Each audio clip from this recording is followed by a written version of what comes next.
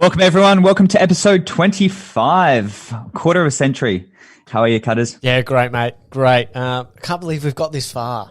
I know. Where's the time gone? It only seems like early April since we started. I was meaning our friendship, not the podcast. Oh, a bit of both. A bit of both. It's always implied. But no, 25 episodes, some great stuff. Go back and have a listen to the old pods to get through whatever you're doing at the moment. But we're here. I'm nearly out, Jads. I'm nearly out. As we were just talking before, Yeah. I've absorbed a lot of content this week. Watched some crap. Well, I forgot. I just remembered one more thing that I did watch. I'll put it on my Is list. it really desperate? Really sad? Oh, yeah. It was a Saturday night from hell. And I was just saying how I was alternating sides of the couch so my ass cheek doesn't imprint too much into the couch after, I think it's day 12 now, so I had another test today, but it's been good. And we can get straight into it, I reckon. There's a little bit of news, but most of the news is obviously connected with DC Fandom, what we're going to have a chat as a main topic for today. Straight away, Juds, where can everyone find you on the socials? Jack_Mason22 on Twitter and Instagram and Screenblend.net. And you can obviously follow us at Screen_Blend, or me at Will Be Cuts on the socials. So a lot of stuff with DC Fandom up on there on the old gram. So you can have a squiz at that. But, Jads, you've got some, is it games something news that was last night? Yeah, clearly you're on the ball. So Gamescom has started. So is this this is obviously online and it's over a couple of days. Is that why I'm not across? That's correct, yes. It's usually obviously in person, but this year they've gone fully online for Gamescom, for the Gamescom event. And they had the opening night live event last night where they just showed lots of gameplay trailers and a few new announcements. For example, Jurassic World Evolution Complete Edition. Now on Switch, they showed a bit more of the Star Wars. Yeah, I know. just in case my favorite, my favorite is the incomplete edition of the Jurassic series. Well, you're in for a treat, Will, if you get this on your Switch. And then there's a few, little minor announcements of World of Warcraft, Shadowlands, a bit more on Crash Bandicoot, a bit more on Star Wars Squadrons. There's a Star Wars pack coming to The Sims. So little bits and pieces, yeah. And then a bit more on Mafia and a bit more on Lego Star Wars, The Skywalker Saga. Lego Star Wars. Trailer on that, which actually looks quite good, actually. Before sarcasm hits, I'm actually quite keen for that. I'll probably get that. At what age, though, can we justifiably play Lego Star Wars? Any age if you don't tell anyone. Yeah. And nobody knows. Yeah, but what if I want to play online with you? If we don't tell anyone, if we don't tell anyone, then we're fine. So no, again, I feel like there's now, because of COVID and all this shit, I feel like there's a lot more like Gamescoms. Obviously, this DC Fandom was sort of like a first thing, and all these different like Comic Cons and stuff now. I feel like there's heaps of them, but they sneak up on you a little bit more. I feel like it's just like, Gamescom stuff's out tonight. I was like, oh, shit. Okay, here we go. And I'm guessing this over a couple of days and we're expecting some announcements. But I feel like they're sneaking up, or they all just mesh into one now because it's all just an online sort of thing. Yeah, that is true. They are kind of meshing into one this year because there's nothing that really makes them unique because they're all digital conferences. But Gamescom usually is one of the bigger events That's what I thought, of 2020 anyway. Yeah. Okay. So there might be a lot more coming through as well in the coming days. So lots to come. We can discuss a little bit more next week. But most of the news at the moment is coming off, like we said, DC Fandom. So there's a couple of little things I did see in this week's segment of Actor Wants Role. One of my favourite segments of the show is your mate from The Boys who plays what's the I had it just. Yeah, snapping my fingers, just trying to think of names. Who's the guy who plays the bad guy, the Superman type? What's his name? What's the character in The Boys? Yeah. I'm not sure. I know, but he's apparently come out saying he wants to be Wolverine. I should have thought of this. I had this written down before, and then I've gone from laptop to notepad stupidly. It's day 12, guys. I'm all over the shot right now. I think everyone says they want to be Wolverine. I think we've had a quote from nearly every celebrity saying he wouldn't mind playing that role. Yeah, Anthony Starr, the New Zealand actor who plays Homeland. Yes, he's come out saying he'd love to play Wolverine. He's 44 now, so maybe he's a bit old, depending, but he also is probably the right age. But again, it goes into my segment of actor wants job. So typically he's like, I want to play Wolverine. It's like, yeah, come on, buddy. Like, everyone wants a job. Yeah. Thoughts? Would he be good though? More specifically. No, I can't picture him. I can picture so many better people. Even Keanu Reeves expressed his interest, I think once recently and a couple of years ago as well, being Wolverine. I think he'd do a better job. Yes, he's 50 plus, but I don't know. He's just such a badass in John Wick. I can see him being Wolverine. I looked at this Anthony Starr bloke, and because when he's Homelander, he's got blonde hair and all this stuff and sort of like so pretty boy in the way. You actually look at pictures of him. He's dark hair and has all this like some grizzle on his chin. Kind of actually has a bit of a squiz about him where you're like, maybe he could. But he's probably, the thing is, Hugh Jackman's now 50. This bloke's 44. So he's too old because you might as well just... yeah, I'm looking at pictures now. With a bit of a grizz and some beard, he might be all right. Yeah. But depends where they want to go. Homelander, yes, yeah. So that was just, I thought I'd bring up as our sort of in-between segment of news. No, we're not playing the music and everything because everything's just sort of slidden into one this week. But we're going to go, do you reckon it's main topic time? Every week.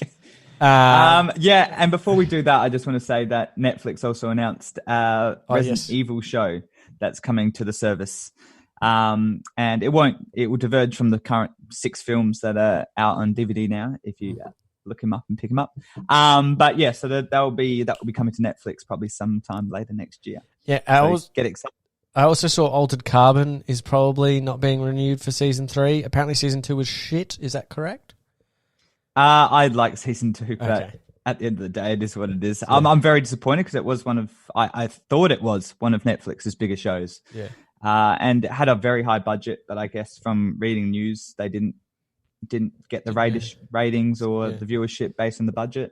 Okay, so fair. That was that. It's always one of those ones again, like I know typically me right now, it's like I've got my list of stuff I want to watch and I've got through some of it. But that was always sort of there, but that was always sort of like that mid-tier where it's never urgent to start watching. Is that fair? Like, because it was always sort of there. There's always like, say there's a new Netflix show, you put it on and you finish it pretty quickly. Whereas Altered Carbon for me was always like that 3rd or 4th thing on the list that would always just get jumped by something. And like, unless I'm really desperate, I guess I am right now, and I still haven't watched it. But like, I just never got through to it. So yeah, that was just my thoughts on that one, if that's all right to say. Yeah, it's a niche sci-fi show. I guess it wouldn't hit mainstream appeal unless you love Blade Runner or Star Wars or something a bit more sci-fi. And it was quite dark. It was a little slow, but I think it was one of those things you did have to kind of force yourself into to start watching and to start liking. Yeah. And if you made it to season 2, well done. And then it kind of got quite good from there. But that's just me. Clearly nobody else liked it. Yeah. So we'll move on. So we're going to, obviously, DC Fandome, massive event that happened last Saturday, Sunday, depending where you are in the world, 24 hours, heaps of different panels regarding the future of DC content, so not just films and TV, but obviously around comics, around games and everything like that. So it was a really interesting way to do it. DC have been sort of quiet in the last bit of time, / also chopping and changing. We got movies 2017, then like The Flash was announced for 2018 or whatever, now it's still not released till 2022. So a lot of stuff like that has been sort of, they had that event, I reckon it was 2016, 2017, Jeff Johns was talking about the future of DC movies, essentially. And none of that's really come to pass, and there's a lot of shit obviously going on there now. But we finally got like a real sort of sit-down future of DC as our organisation as a whole. And before we get into we're going to talk about, we don't really talk about like The Flash and stuff like the TV shows, Green Arrow, the Arrowverse on this podcast. But we're going to talk about the sort of 5 main movies, / also Justice League, and then also the 2 big games that got announced. So we're gonna discuss those today. But as a whole, Jads, how much did you tune into this live?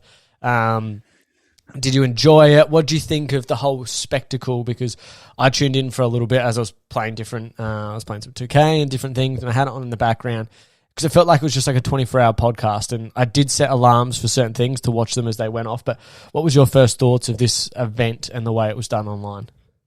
Oh, this is Sunday morning, wasn't it? For early us. Hours of Sunday morning. I just woke up, had a normal morning, and just kept seeing the newsreel in, and I kind of held it in until probably midday on Sunday to kind of have a binge marathon of all the trailers and the different news segments. So it was good. Good way to spend my lunch on this last Sunday. Yeah, so lots of great stuff. More stuff I thought was announced than what I thought it was going to be.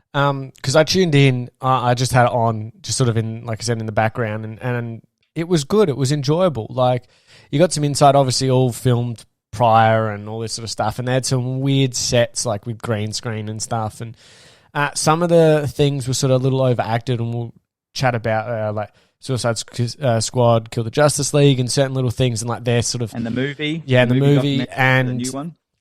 Yeah, but that sort of like the cut scenes they sort of had for that in between showing the trailers and talking to actors and stuff. And I was a bit like, here we go. Like, this is a bit, really? We're doing this? But it was fun. It was enjoyable. Like, we'll talk the Batman and Matt Reeves' sort of chat for 20 minutes. Felt like a really good insight into what the actual project is. And all that stuff's still online. So if you want to get all that information, it's still online. You can go to DC Fandom. You can watch all the videos. You can, obviously, all the trailers are everywhere on the internet. So as you listen to this, if you haven't watched the trailers, just pause it, go watch the trailer or the behind the scenes, etc. And we'll get sort of first in. There's not a lot to chat about with this one because we sort of found out earlier in the week, and I think they were hoping to probably drop this, but then it came out before. We'll start on the Flash, Jads, Ezra Miller's Flash, and obviously we found out last week that Ben Affleck and then obviously Michael Keaton are both back as Batman. Looks like he's got a bit of a new suit, and we found out some more information on this. Thoughts of the little rundown and where this one's looking. Finally, we see he gets, like I said, a new suit based off, looks like the new 52 suit that was just come out not that long ago. So, and based off the story that he rewrote the timeline. So what's your thoughts on this? I'm excited because, the Flash, this will draw inspiration from Flashpoint. So it's a bit of time, parallel universes, isn't it? So any story that has something to do with time travel, you've kind of got me from day one. Yeah. The new suit looks pretty cool. Not that you can see it really in its entirety, but sure, why not new suit? Throwing in some Batmans, parallel dimensions. Because it looks like it's Michael Keaton's Batman in the background though too. Of this photo, I kind of hate sometimes how it's clearly a CGI like picture sort of thing. It's not actually. It looks like it. It does look like Michael Keaton's background in one of the shots. Yeah. So no, I think it's there was the least amount of stuff on this. Obviously, they haven't even started filming yet. We're finally getting a bit of an idea of the story. Looks like Reverse Flash might not actually be the main villain too. What's an interesting take on it, as he's basically the main villain in that story. But I think they're trying to not also just play on the exact same story that the TV show did, so they got to change it up a little bit also. So season 1 of the TV show basically did this, and you don't want to just copy that because people will automatically just be like, well, TV show did it better or these guys did it. And obviously it's difficult to do that, but I think sometimes maybe even leave this villain for a little bit later. And you probably don't even really need a villain sometimes in a story like this, that he can just be, because he's rewrote the timeline, he's got to get back into it. He's sort of his own villain. That's what I liked about the panel as well. They didn't actually have a whole lot of footage or new trailers. It just had some promotional material, stuff that was drawn up. It had the Black Adam trailer. It's just nothing that was really filmed. No. It's more just a lot of promotional video, wasn't it? A little bit of a chatter. It just felt like it was like, okay, guys, here's some chatter on it, and get you up and about for it. I was happy with. I wasn't expecting much. I knew they hadn't filmed yet, so something like that was good. And I think, like I said at the top of this, they were probably hoping to drop the Ben Affleck stuff, and everyone would have been like, oh my God, Ben Affleck's back. Wow, the internet blows up. Whereas it drops 3 days before, so they were probably sitting back like, oh, okay, there's our big touchdown play. But, big home run. The sports analogies, Jads. The sports analogies. What's a home run? Yeah. Joking. Go on. What's a goal? So next one we'll move on to is The Suicide Squad, James Gunn's Suicide Squad movie. Sort of a sequel to the original. Looks completely different. Basically, a quick rundown on this one. There's actually a really good behind-the-scenes look, about 3 minutes, that gives you more than the teaser trailer actually does. So this is finished filming. This is just in VFX and post-production at the moment. But the behind-the-scenes 3-minute teaser gives you more. The trailer or teaser trailer itself just gives you photos of the characters and which actors playing them. What is cool, gives you some cool graphics. Not a bad like phone background or whatever. But the teaser sort of look from behind the scenes gives you a cool look at what the background of the story is. All the characters, some in sort of action and some finished CGI, etc. The actors talking about their characters. What was there's a lot of the actors, giving generic comments like, this is the best film than they. These are the best people I've ever worked with. All those just classic lines are just like, oh shit. Yeah. No, getting paid to say this. Well, you sort of are because you're getting paid a couple of mil to do this. But it genuinely looks comparing.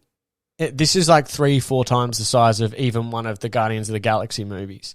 And the way James Gunn does his stuff, and we've spoken before on this podcast anyway, I'm really intrigued to see how this goes and pulls off because you sort of know, and I'm sure we'll talk about this closer to release date, who we think is going to die. But you genuinely feel like anyone could go in this because there's so many, it looks like explosions, there's different types of characters. These characters aren't, like, we'll go through them quickly sort of in a second anyway, but there's some weird ones too. Out of that 3-minute sort of teaser trailer stuff, behind the scenes look, what was your favourite parts and what got you really excited for this, if you are excited? Boom, boom, boom. If I am. Yeah. And that's the $1 million question, I think. I have to see more of this movie to get my genuine excitement. The 2016 Suicide Squad really killed my vibes for the Suicide Squad in general. Yeah. And once again, that's why I'm not quite as excited for even Rocksteady's game coming out in 2022. Yeah. But yeah, it looks good. I mean, from watching the trailer, all the actors seem pretty hyped, and the fact that James Gunn's back. Yeah. Well, not back, but directing this, and he thinks it's bigger than, Guardians and the biggest film he's ever worked on. It looks like it's outrageous amount of explosions and action. It's especially that bit along the beach where you just saw everything kind of blowing up along that little bit of coastline. It looks good. I'm not really sure how they're continuing this from the 2016 version because obviously they have Margot Robbie from the first one. And they're also bringing back Viola Davis as Amanda Waller. They've throwing in John Cena and Idris Elba and getting rid of Will Smith. It just seems like a bit of a mess in terms of the cast and how they're actually going to get rid of Will Smith to start with as an actor, and how they're also implementing all these new characters. I feel like it's a lot to kind of pass over between this one and the last one, or whether they're starting fresh. What do you think? I think at the moment for me, the interesting thing is with this DC stuff going forward is, obviously, we had one of my most annoyed movies last year, Harley Quinn and the blah, blah, blah, blah, blah, blah, blah.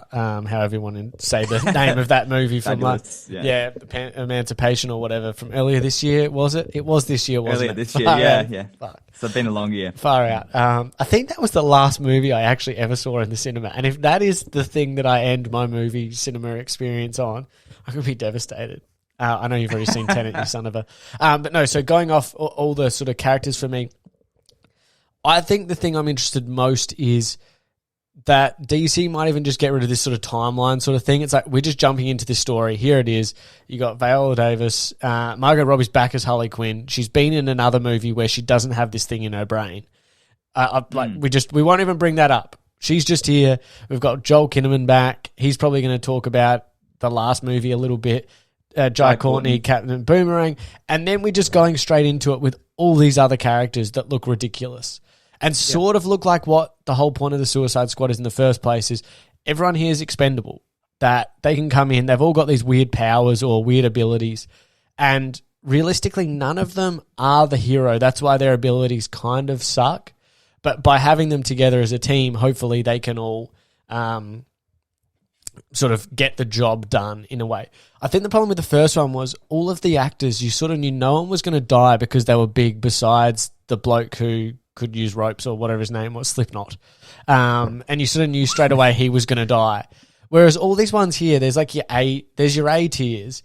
And then you sort of hit the other ones where they're big actors, but they're also playing ridiculous characters that you go, quite easily, someone could just get shot and die within the first 5 minutes. You're like, oh, okay, that's John Cena gone. Far out. Okay. Because I reckon I've got more of a sneaking suspicion that this sort of beach scene and stuff could nearly be like a start of the movie and we lose heaps of these characters very early. And maybe she's gone. This is me just completely thinking randomly. Maybe they've got this sort of shit B team or Z team that Amanda Waller has put together with all these ridiculous characters because she doesn't want to use her bigger name players. And then they all die and maybe one or two survive. And then she's got to go back and go get Jai Courtney and go get all these ones also. But going through quickly, you've got John Cena as Peacemaker. A lot of these guys C, D list characters, but the costumes look ridiculous. The sets look crazy, but he calls himself... They're A+ actors as C characters. Yeah. Well, I think it's kind of funny how you would think when these guys would probably be like... John Cena's probably always wanted to be in a DC film. And then someone comes to you going, we want you to be Peacemaker. And he's like, who the fuck is that? Like, but because you're putting him in this movie, it sort of works in a way. And you need some sort of bigger characters because it gives off the idea that John Cena can't die because it's John Cena. He's a big actor. Well, no, he's not really a big actor, but in like an action movie. But he could go straight away. It's the same with like, you get Idris Elba in, you want him to be a star, but also I'm thinking James Gunn could pull a little crazy one here and he could be gone pretty quick. Or just in when we least expect it, these characters just go. So Idris Elba is in as Bloodsport. Steve Agee is King Shark. Now, there's a lot of rumors flying around at the moment that he's going to be voiced by everyone's favorite Taika Waititi. Now, there's also some other reports coming in now that Taika Waititi could also be playing the bad guy in this movie. So this has just sort of come out, and he could be playing 3 characters they're also thinking at the moment. So he could also be playing, and this is a classic sort of rumor, like he could be this guy, or he could be this, or he could be that. Some other people are also saying he could be, I think where we've got here, Ratcatcher 1, because they say in the movie there's Ratcatcher 2. So who's the first Ratcatcher? So right, so that's just speculation. There's a lot of speculation at the moment. So then you've got Nathan Fillion as TDK. Dolkin. Yep, so there's actually no character of this in the comics. So no one with this name, and people are saying, who the hell is this? So there's a lot of people saying it could be Arm Fall Off Boy. Uses his arms fall off and he uses them as weapons, essentially. What is kind of funny, because why would Nathan Fillion be in a movie like this and do that? But again, that's exactly right. That's the Suicide. Yeah, that's Suicide Squad. So I said John Cena as Peacemaker. He calls himself a douchey Captain America. Peter Capaldi. When I saw he was in it, I was like, because you've always seen the names, I'm like, oh, okay, yep, off the top of my head, yep, that's Peter Capaldi. He's playing the Thinker. Yeah, go on. Yep. The super intelligent super villain with clairvoyant abilities. You've got Ratcatcher 2. There's heaps of just random ones here. Pete Davidson's in it, Blackguard. He's probably going to die in the first minute because he'll think that's hilarious.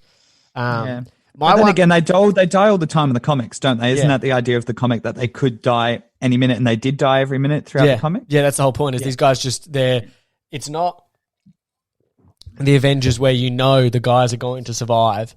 Yeah. Any scene you walk into with these people, any moment they could go.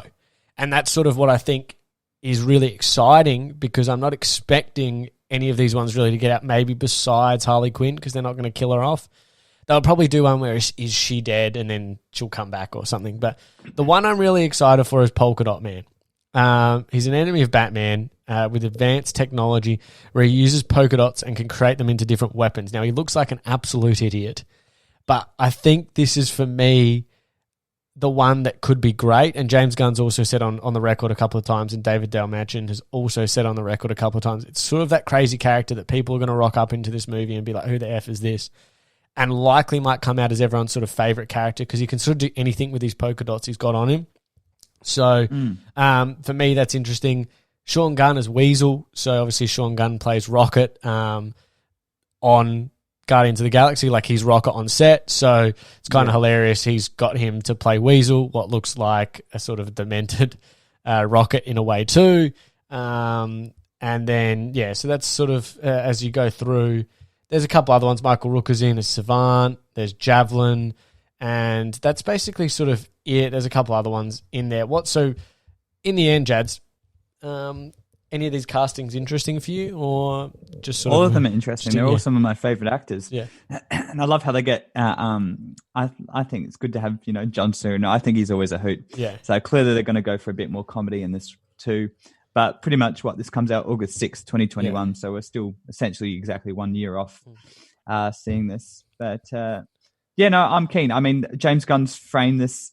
He says it's like a 1970s war movie. Yeah. So whether he throws and associates some soundtrack with that and whatnot, like he does with the Guardians films, and they do a better job of the soundtrack than they did in the first one, I'm quite keen to see this, regardless of how I feel about the 2016 one. Yeah. I think the final thing we'll say on this one is I'm really intrigued just to see how sort of the colour palette of all the characters sort of connects with the tone of the movie, because it's obviously a serious threat that's going on, yet all of them are in bright yellow colours and are in these bright, well, not all of them, but a fair amount of them. Like even this one now, Rick Flag is wearing a bright yellow shirt instead of, instead of like a army outfit. So it's like, even though he's sort of in an army outfit now, it's a bright yellow shirt. You've got Nathan Fillion's character is in like full comic book, like crazy villain sort of look. John Cena's in a bright red shirt. Like Peter Capaldi's got things coming out of his brain. Like, and then you got your couple other, like your Blackguard Pete Davidson and your Sol Serrara, all these other ones who are sort of in that your classic villain. And then you got Polka Dot Man with a white suit with all these colors coming off him. So that for me, like, is and in Javelin, he's in a bright yellow suit. Like, sort of how that sort of connects with the tone of the movie, with the stakes that's also there. So I'm intrigued. I'm intrigued there. So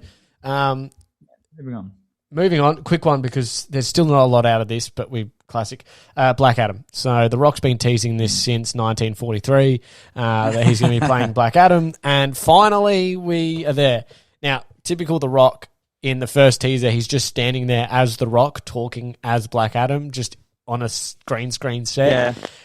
Like, typical. I'm like, okay, here we go. It's The Rock. He talks about, and I am Black Adam, all this sort of crap. And I'm like, okay. It's not even a green screen set, is it? It's more of like a digital recomposition of his face. Yeah. I'm like, in like a small video form. It felt like a 2000s video game. Yeah, cartoon sort of thing. So he talks about the fact that introducing who Black Adam is in this sort of little graphic teaser where the images are flying a little bit, and that he'll be versing the Justice Society because he's been trapped for 5,000 years. So, again, typical. It looks like this one's going to be sort of set in the like sort of 1900, whatever it is, then like sort of before the modern day DC sort of stuff, this story, and then he'll end up coming against Shazam probably in the third Shazam or maybe a future Justice League movie or something like that. So Justice Society, Hawkman, Atom Smasher, there's a couple of other characters too that he's going to come up against. So I'm sort of excited, but really until I actually see The Rock in this suit and I see a proper trailer, I don't really care. Your thoughts? I think he started filming though, hasn't he? No, I think it's filming in a month or two now just because COVID pushed some shit back. Oh, okay. Because I did hear somewhere they did start it, but I guess, COVID would have impacted that. I think with all the Rock movies, I'm not really overly keen, especially from that graphic comic book teaser trailer. But yeah, I'll once again, once he's in it and I see a proper trailer with The Rock, we love you and me. Yeah, we love The Rock. And everything we see. So we'll probably end up loving it. But at this point, that trailer didn't really make me, let's see this next year. No, I think I'm at the point where I'm just like, just give me what I want. It's sort of like the Flash news. I kind of probably didn't need an own panel for it. I probably would have just and here's the other DC movies, let's go. So we'll slide off on that and we'll go into Matt Reeves as Batman now. And for me, the highlight of this whole sort of weekend, and I wasn't expecting to get this good a trailer, and I know I hype up a lot of this stuff, and Batman is probably still my favorite character when it comes into all these things here.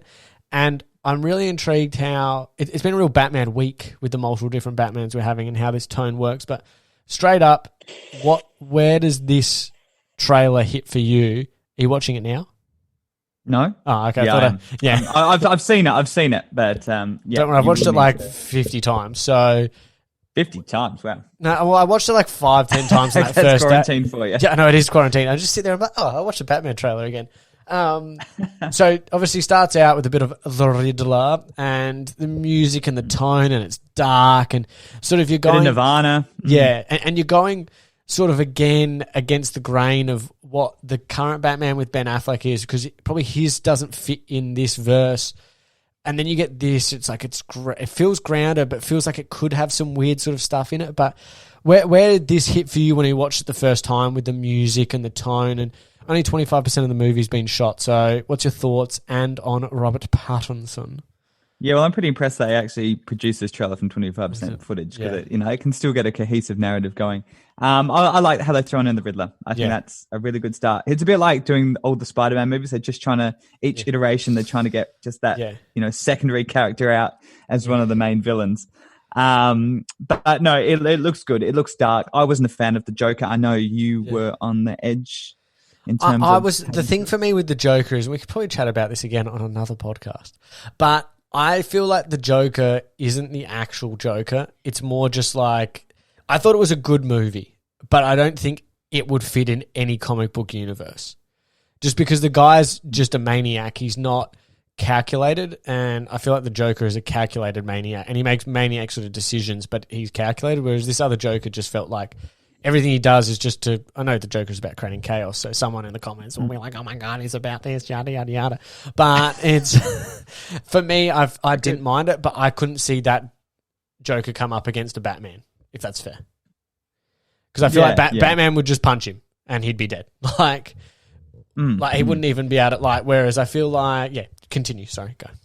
Yeah. So that I guess especially, well, even in terms of this as well, with the Riddler being the villain... similar situation, isn't it, in terms of, the Riddler actually being a physical threat to Batman himself? Well, I think the thing is they haven't had they haven't used the Riddler sort of correctly, and they haven't also done yet what I think Matt Reeves' biggest thing was in the last movies. No one's really shown Batman as the greatest detective, and that's what he is sort of in the first and foremost. That's what he was. He was a great detective and used like his physicality and his Batman and his power. As being a wealthy millionaire and even you go like the 1960s TV show was about being a detective and solving crimes essentially as Batman. So I think to change the tone, instead of just being a brute force, they needed to bring in someone that the Joker isn't a physical threat. He's a sort of a mental threat in a way too, and changes the way Batman thinks and what he does. But bringing in the Riddler makes it a crime thriller in a way that he has to solve these. And it puts Batman in different interesting dynamics, obviously being a year 2 story compared to like a first year one. We see he's with the Gotham Police Department. What for me is an interesting sort of take on it, that it's not him working in the shadows this time. They actually are giving him information. And it's not like the police are trying to kill him at every move. Maybe later in the movie 100% they are, or maybe at the start of the movie they are, and there's an element of trust that gets built between James Gordon and Batman in this situation. But having the Riddler changes the narrative. I think that's maybe why Penguin or someone could also be in this one, is that gives him the goons to fight with the Penguin, and the Riddler is behind the scenes pulling the strings and making Batman also and Bruce Wayne decide if he's doing everything correctly. Yeah, it's dark and gritty. And once again, if it goes into the similar territory as the Joker was just, I thought, a bit depressing, a bit distressing. But obviously not going to go into Batman's, psyche, whatnot during this. It looks like enough action, it looks going to be quite violent from the way, he's pummeling one of the guys in that trailer. It looks pretty brutal. And, he's not driving around this classic Batmobile. He's got almost a car with a jetpack engine at the back. Yeah. So it's obviously Batman pulled back and dialed down, and almost hopefully just in Batman in his purest form without all the superhero antics. And like I said, it would just be him being a detective and without all these fancy gadgets and just brute force. Well, I think what we're going off here is I didn't really want to see another origin story, and I think that's the correct way to go about it, because they've already done one of those in Batman Begins. So we get him in year 2 here, sort of sorting everything out, and he's building his suit. He's building the Batmobile. What's just like I don't even know what version of a car it is because I'm not a cars person, but he's putting all this stuff together to create this vehicle for him. He's changing all this sort of stuff he's doing on his own, and he's building it as he goes. So you see the Batcave sort of looks like it might not even be that underground from some of the imagery. Like he's sort of using a bit of like the mansion in certain ways that it's dark and it's dingy and sort of stuff like that. And I think with Robert Pattinson too, everyone was like, Robert Pattinson, we don't want to see him. But I think looking at this trailer, I think he could actually do quite a good job. Watching him in Tenet the other night too, he's got some good acting chops. I always judge him from Twilight. I'm sure a lot of people do. But he's done quite a bit in recent years that has been quite good, and this looks like it's going to push his career even further. Well, I think he's nailed himself on here, and he sort of changes the way the general mainstream media still think of him as, like you said, as Twilight, and finally he's getting out of that shadow with the general media. I think there's sort of... the film critics know him as a good actor, and film society and people who enjoy it, but because Tenet's probably his first... that's obviously incorrect, but one of his more sort of bigger tentpole movies he's been a part of as a lead actor. He's done a lot of indie, smaller things like The Lighthouse. Yeah, and all that sort of stuff where if you're a real film buff or a goer or someone who enjoys film, you'll see that. But the general person, your Michael Tripodi's for us will not know. They will still think of him as a Twilight. Your general fan, like your friend, will be like, "Oh, isn't he the Twilight guy?" It's like, no, the bloke's actually a pretty good actor, and it's finally taken him his time to get this position. And I'm bloody interested because, again, I've watched this trailer a billion times already, and it's just really interesting and really exciting. So. And the fight scene again, and the brutal nature of it, and then also a couple of things also want to talk about. Obviously, what's the name? Penguin. Who's playing the Penguin again? Sorry, I just lost it. Have a Wikipedia brainstorm again. No. I was talking about it before. Far out. Far out. Yeah, it's one of those. I don't even have enough coffee at the moment.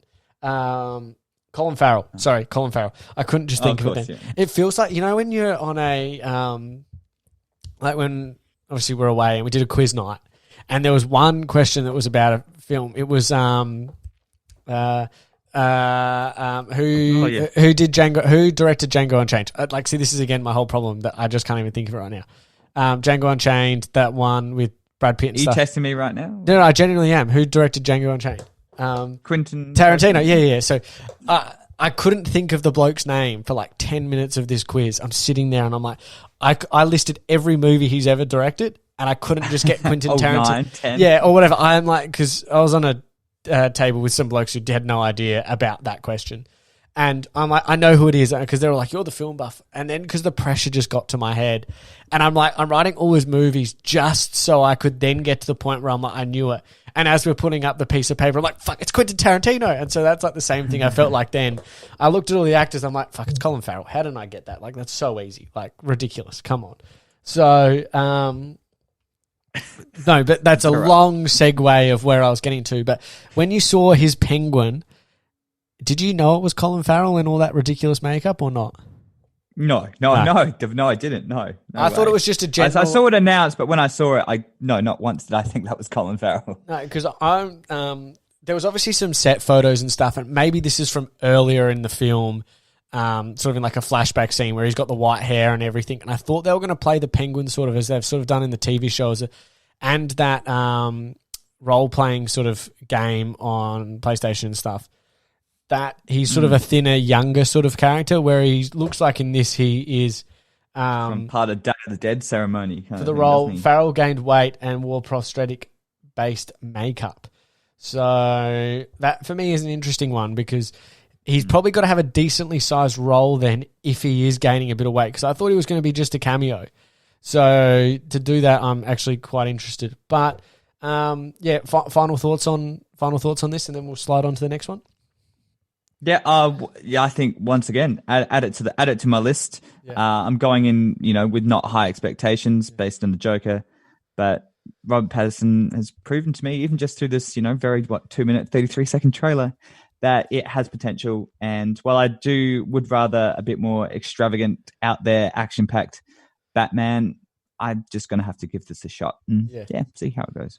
Okay, so next one, final one of the movies. As we know, we're definitely going to go over, and apparently you've got places to be today. So the Snyder Cut of Justice League, final news is coming out. There's going to be a 4-part, 1 hour, 4 parts, 1 hour each. Again, it will easily be able to come together as a 4-hour movie after that's been done, that you could watch it all together as one. And what's your thoughts on this? Because again, Zach's come out and saying this, that he's not using any footage from Joss Whedon's version. He's never watched it. He's finally putting together his version. He's never watched it. I don't believe that. But sure. I don't either. 100% he watched it. He would have got drunk, watched it, and been like throwing shit at his probably screen at his house. You ruined it. Yeah, ruined it. So in the end, for me, again, what's your thoughts on this? The trailer looks interesting. The Hallelujah music, I'm like, oh, you son, you know what you're doing here. And it finally obviously looks like what he wanted to produce and feels like a cohesive vision. If it's going to be good, I don't know. To be honest with you, I don't really care. I'm not expecting it to be amazing. But I think if you're liking it to the Batman v Superman, the released edition shit, the extended one's watchable. So I'm hoping that this 4-hour one sort of, because he doesn't have to cut anything, and we know he shoots long in films, that if this was an actually released Justice League movie, I think he probably would have still been cut down to 2.5 hours, maybe 3 at a max. So he's getting to add an extra hour of stuff that might make this actually cohesive. And I'd kind of like to see his version of Batman v Superman then if it was 4 hours, because apparently he did shoot a ridiculous amount of film that had to get cut out too. So thoughts on this? Trailer looks interesting. Characters look interesting. Well, they have, they showed Darkseid at the very beginning. Yeah. Is that the same guy as Darkseid? Darkseid. What did I say? Darkseid. Darkseid. But is he, you would know better than I would, is he actually pivotal as part of the original Justice League, or was he teasing part 2 originally? No, so I think there was moments where this was going to be a 2-parter and Darkseid was going to be sort of a key player in it again, but in the second one he was going to be the big bad, but also be a key role sort of in the first one, and that Steppenwolf was his sort of player who would play through sort of the middle, like the second act of the film would be Steppenwolf sort of annoying them, trying to get the mother boxes. And then you'd still have Darkseid at the end of part 1, and then you'd get into this part 2.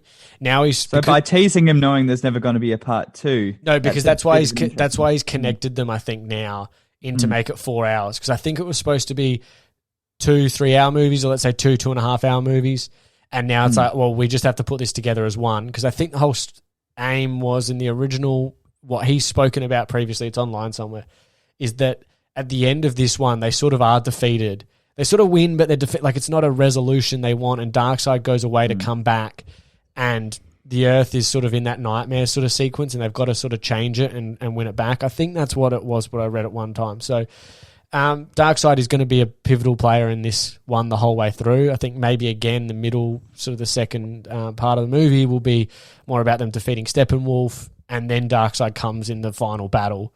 And there won't be this stupid Russian family they're trying to save and all this sort of crap. So that's all Whedon stuff, isn't it? But I think there's a lot of different moments of the movie. Like, we even see a scene where Cyborg's digging up a grave. Now, I think that could be nearly his dad's grave or something. Like, compare it to the actual movie where Flash and Cyborg are laughing as they dig up Superman. And it's like little things like where you go, okay, yeah, but now I'm looking at it and going, this is going to be his vision. It's what he wanted to put out. And it looks interesting for me. And from looking at the trailer too, it looks like a lot of character moments that they're adding in, because obviously they're going to show any additional footage in the trailer. It's going to be the extra parts they're mostly throwing into the 4-hour, HBO piece. And it looks, it's very, very character driven. Have Superman with, his mother and Lois Lane all together. You have Cyborg and his dad, where we actually see Cyborg play football and how he gets injured instead of the Justice League. It looks like a lot of the starting footage and character moments rather than end-piece action sequences that they're throwing in, obviously, because they can't really do that. So will it just be a whole lot of prologue footage and then almost go into the very same kind of ending that they already have filmed and edited? That's my question. Well, I think we'll find out majority of Joss Whedon's one was actually filmed out. Like, a lot of it was filmed after. So I think because Justice League was only like an hour and a bit, wasn't it? It wasn't long. It wasn't long. No. It was, and the whole trailer, I kept an eye out for Henry Cavill's mustache, thinking, "Is it the same? Is it the same?" But it says it runs for 2 hours, but I felt like that's with everything in the end. So I reckon it ran in like an hour and 40. So for what it was, obviously flopped massively. But this year, like, for me, Cyborg was a key player in this from all reports, and we'll move on quickly anyway to the other games.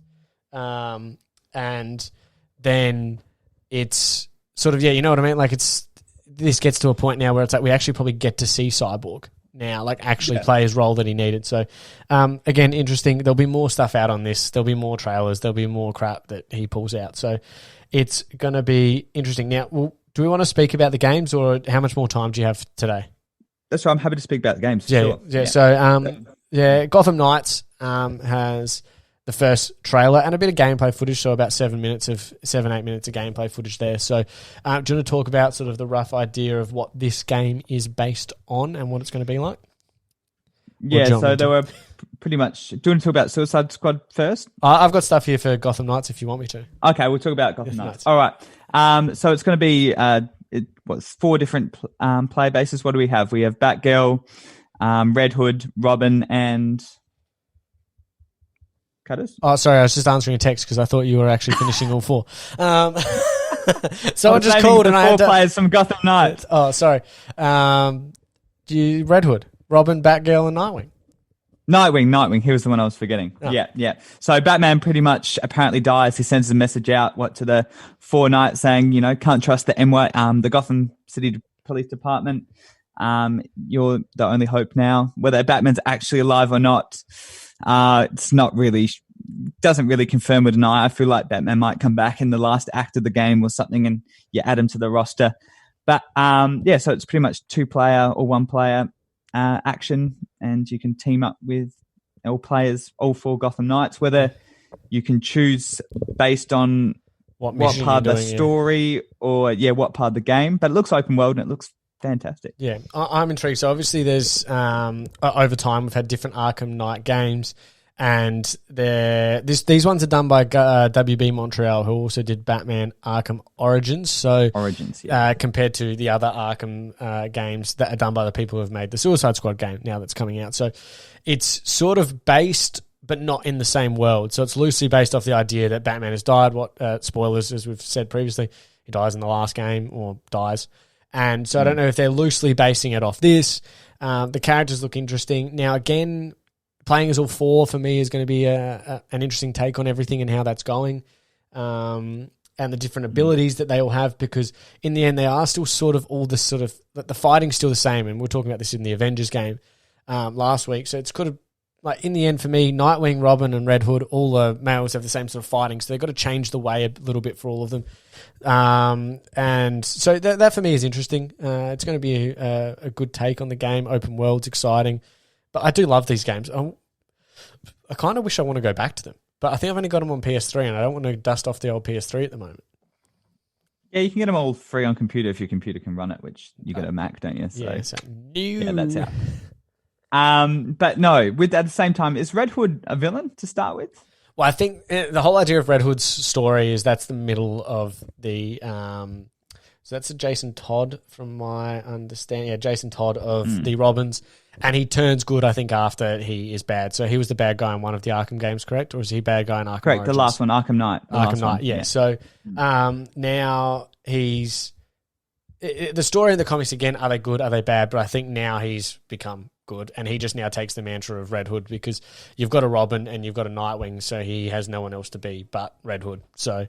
I guess you can't have 2 Robins in this game. You can't have 2 Nightwings, and Jason Todd becomes... And during the story as well, they're going to come to conflict with the Court of Owls. So correct. They're like a secret criminal society, aren't they? Yeah. So I think... that would be interesting. I think, like, you're correct. Batman will come back at some point later in the game. He'll probably be in the game the whole time, I think. Will be through some different, like... He'll be teaching you. It will sort of be like a...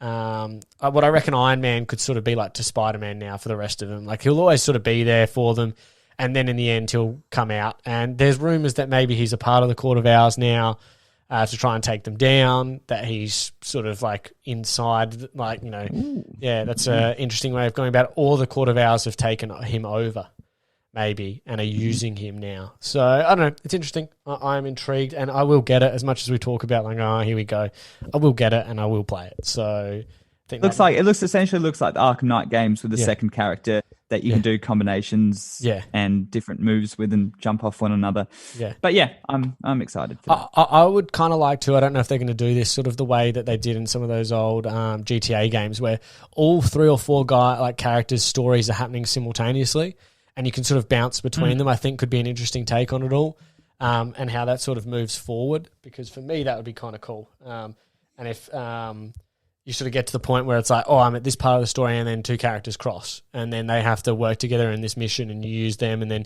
you go to the next part, and et cetera, et cetera. So we'll move on quickly now to the final sort of big game, what was Suicide Squad Kill the Justice League. So this one's created by Rocksteady Studios, the guys who have done the Batman Arkham games. Arkham Trilogy, yeah. So many different freaking things. Like, why aren't they all just done by the same people? So this is a interesting take on it. There's always been talks around a Superman game, again a Suicide Squad game, how this would work, and I don't know whether it's, again, now these next-gen consoles, they are able to get this finally done with the characters they want. But the idea of this story is, again, as it sounds, Suicide Squad are tasked at killing the Justice League, essentially due to the fact that Brainiac, one of Superman's main villains, has mind-controlled the Justice League, and Amanda Waller needs the Suicide Squad to defeat them. Now, again, this is sort of in the continuity then of the Batman Arkham series games. So some of the characters are the same, and this sort of connects through. So in this one, Batman is dead. So, or is dead. So just to confuse everyone, Batman is dead in this. So we don't get gameplay of this because this is still till 2022, so still a fair way away. But where does this sit for you in the sort of footage that they showed us that was sort of like a cartoony trailer sort of thing? So yeah, what's your it looks obviously a bit more colourful and lighthearted than the Arkham games. And Rocksteady have continuously proven that they can produce a bloody fantastic game after watching and playing all the Arkham games. So I have no doubt this is going to be fantastic. I can't quite get an idea of the game from that CG trailer. Yeah. But once again, it looks like, you play as Harley Quinn, Deadshot, Captain Boomerang, King Shark, and you're going to combine moves with them. You can do 4-player co-op. Yeah. So I'm assuming you can tie your moves together in some kind of cohesive kind of storyline. I'm not sure if it's open world. Yeah. It might be quite linear at this stage. I'm more of an open world guy myself, but they haven't really announced pretty much anything apart from this trailer, so it's a bit hard to tell if they're going to implement anything similar. Yeah. But it looks like a whole lot of fun. And just looking at Harley Quinn, apparently she's the same Harley Quinn from the Arkham games, so clearly she's left the Joker and she's obviously formed all this after, that trilogy. But no, it looks quite good. And all the other characters are controlled by AI, so I guess if you don't have any players to join you can always go around with them, and it looks great. So I'm intrigued in that part there, that it's always the 4 of you, I think, or a team of 4. I'm gathering this could also be like the current Avengers game where there will be more characters and some will probably die at some points of this game, and then you'll sort of rotate them through in a way. You'll probably keep the main 4 of these ones here, and then the other ones might go at certain points. Or there'll be like a 5th maybe, and that's the one that sort of maybe dies. I got no idea. Yeah, a bit like Batman added to Arkham Knights. They might find another few characters to add to the roster. And it's kind of like The Boys, isn't it? All these basic people trying to team up against a group of superheroes. Yeah. So, no, I will be ridiculously intrigued to see how this one goes. And still a fair amount of time. So once we get that gameplay, I think that will open the rest of that up. So now, moving into one of my favourite segments, and hopefully you've had a chance to absorb some content for this week. But we're moving into show and tell. So, all right, bring on the music. School bell. Okay, Jads. So what have you watched this week? Because I got 3 things. I watched 3 things this week that I wanted to talk about. Okay. Well, I rewatched The Boys, getting ready for season 2. But what I was going to mention last week was actually Palm Springs, which is 2020 American romantic comedy by Max Barbacow, and stars Andy Samberg, Kristen Milotti from How I Met Your Mother, and J.K. Simmons. Yeah. And it's about just 2 strangers meet at Palm Springs for a wedding, and they both get stuck in a time loop. I know you haven't seen this yet, so I can't give too much away. But it's not out yet. Is that the thing? It's not out on VOD. It's on Hulu. It's on Hulu. But unless you get it through other different means, that's your. Can we get Hulu in Oz? Can we get Hulu in Oz? Probably with the VPN. Sure. Yeah. Okay. Because I really want to see this. Yeah. No. Amazing. Someone else watched it as well the other day, and they said they loved it too. And it's getting positive reviews from critics pretty much everywhere. It's a love story. Yeah. And it's got Andy Samberg's classic sense of humor in it. And he just obviously keeps repeating the same day, going to the wedding, and he kind of traps this other girl in the time loop, and it's kind of just the banter and them kind of spending days on end together doing really funny stuff. Yeah. And that's all I can kind of say about the story. But it's very entertaining, very, very taken from, Groundhog Day in those kind of storylines where the character learns from the day, and you can sense a vibe that they've relived that day before. Yeah. And it's interesting taking note of those scenes as well. But it's funny. It goes really fast. It's probably the best film I've seen this year. Oh. And that's probably not saying a whole lot because there hasn't been that much new released. Yeah. But yeah, it's by far probably the best thing I've seen. Awesome. So I know you also saw Tenet, but I think we'll wait and we'll talk about Tenet probably next week when I get a chance to watch it this week. Yeah. Just without giving spoilers, Tenet was good. Don't get me wrong. But I think if you're a general audience, never seen Nolan film, you're bringing, your teenage kids to this, or you're not really sure what to expect, you will be very, very lost. Like I said to you, Cutts, the exposition in this film was pretty much explaining the concept of this film was that 30 seconds in the trailer. Yeah. And that is all you get. And the rest is just up you to interpret it at your own pace. Okay. So that's good film. Good film. Okay. That's all I'll say. Yeah. Okay, cool. Because I'm very obviously still intrigued in this. I want to see it as quickly as possible. So I watched 3 things this week. Main one is I finally got through The Morning Show, or Morning Wars as it's called in Australia. So that's an Apple TV show inspired by the Top of the Morning Inside the Cutthroat World of Morning TV best-selling book.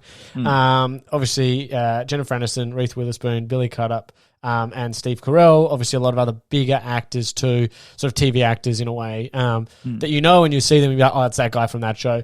Now, reviews have been mixed, but mostly positive on this. I think a lot of positive reviews, not a lot of 9 out of 10s, a lot of 7 out of 10s, very happy. Obviously, touchy subject regarding the Me Too movement. And basically, again, I would recommend anyone watching this because it does. I know you guys spoke about this on episode 15, you said, or whatever, of the show. But popular, the biggest show, morning show, sort of like the Today Show for us, or Sunrise, morning show in America. One of the main characters on that is dismissed after 15 years for sexual misconduct scandal, and it's sort of how the show and network plays this out by bringing in new people, etc.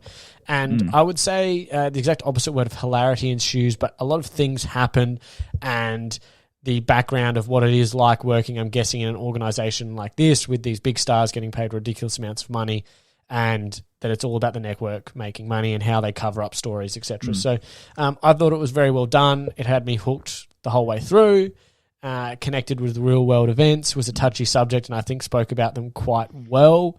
And got away with it in that way, also about the way they went through it. Did take it sensibly too, I think. Yeah. It was kind of based off Matt Lauer on the Today Show in New York. If you've ever watched that as well, I think that draws some inspiration, as well as the Me Too movement and the original story.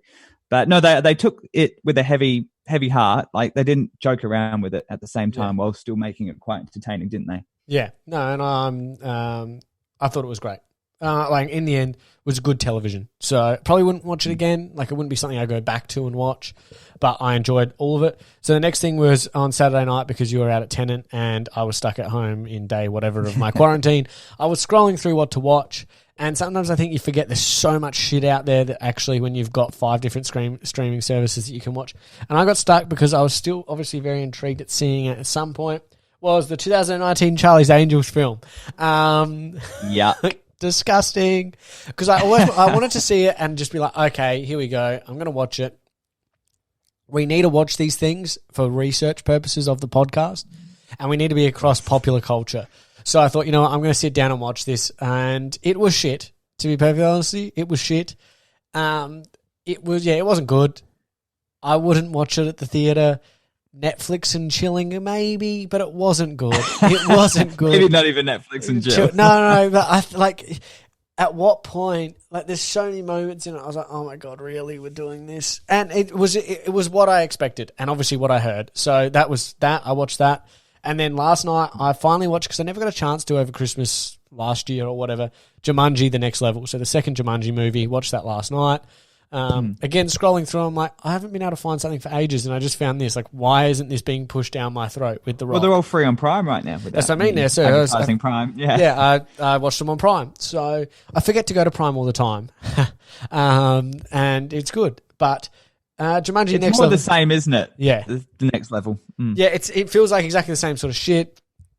And I really enjoyed it. The dynamic between The Rock and Kevin Hart is obviously good, and it was a fine movie. It's what I expect from it. I enjoyed myself. Was it as much fun as the first one? No, because it's exactly what I was expecting. But I did it. It makes a crazy amount of money too, and sort of the actors and everything. The Danny DeVito, Danny Glover sort of thing was kind of funny. And I think they only added that in to mix it up a little bit originally, because then they all went into the normal bodies towards the end, which spoilers. But yeah, at the same time, I think I've never seen a movie that just tries to repeat so much of what it did well the first time, and are using those old guys to change their characters up. Originally, I thought was the only difference, and maybe understand level to the game on those ostriches was the only way they actually made it remotely different from the original. Well, I think you needed those characters, I kind of liked in a way because not liked, but I gathered why obviously they've done it. It's like, well, you've got to have these characters, these old men, because when they first go through again and be like, and this is Jumanji, and it's like if that was anyone else, you'd be like, oh, for God's sake, just get on with it. Whereas they at least got a bit of comedic moments into it by trying to tell The Rock and Kevin Hart like they're actually in a game. What I thought was kind of interesting, again, putting them in different bodies. Again, do we care about all these characters a lot? Kind of convenient that this guy's back at home and opens the Jumanji up again, like convenient. But I thought it was a fun-filled popcorn thrill ride that made me laugh at moments and made me happy at other moments and made me cringe at other moments. And yeah, I would recommend it to anyone who's got Prime at the moment, hasn't seen it, just go watch it. Yeah, if you like the first, I think, once again, more or less, you'll certainly like this one. It's the same movie in my opinion. Yeah, and the third one, 100% will happen at some point. So, like, it will be... Yeah, I don't know what they'll do and how they'll make a third one work, but they will, and they'll put all these characters together again, and something will happen. And... yeah, it will be an interesting one. So I'm intrigued. Yeah, it will. Yeah. So I think you got anything else, or are we done for today? No, it's mostly the boys. Yeah. Time's been pretty poor right now. Yeah. So, that's me done for the week. Another week, Cutters. Perfect, mate. Episode 25 done. Thank you again to everyone. We'll probably end up speaking about Tenet next week, as I've got to see it this week once I get out on Monday. So I'll make sure 100% I go see that at some point. If anyone's keen to come see it with me because everyone else has already seen it, hit me up in the comments. We'll socially distance. I'll pay for the popcorn. Good deal, everyone. It's actually a ridiculously good deal because popcorn's expensive and you don't actually have to sit right next to me. Because we're socially distancing. So again, everyone, thank you for listening to today's episode of Screenblend. Where can everyone find you, Jads? Jack_Mason22 on Insta and Twitter, and Screenblend.net is always updated. So keep it, and so is our Instagram. Yep. So Screen_Blend on Instagram and on Twitter, and then you can follow me at Will Be Cunts. Again, thank you everyone. Share the content, give us a little review. As of next week, Jack, 100%, we're doing letters and different sort of mailbag sort of thing. It's your job to think of what we're calling that segment. Okay. All right. No, you got a week. We actually need some mailbag content to start with. Yeah, no, but we need a name first, and then I can get a button to press, and then we're good to go. Just not you've got mail or some fucking crap like that. So all good. Again, as always, everyone, thank you very much for listening, and we'll see you next week. Bye.